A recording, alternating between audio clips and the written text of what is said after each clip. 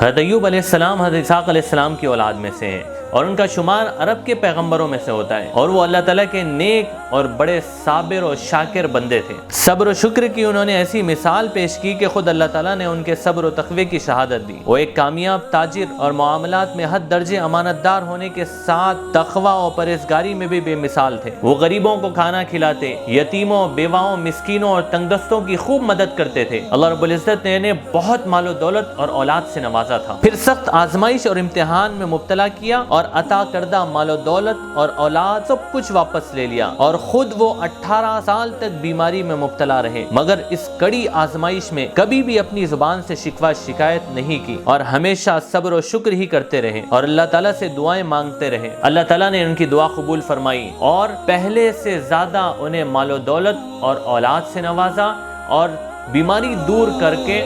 صحت اور تندرستی عطا فرمائی۔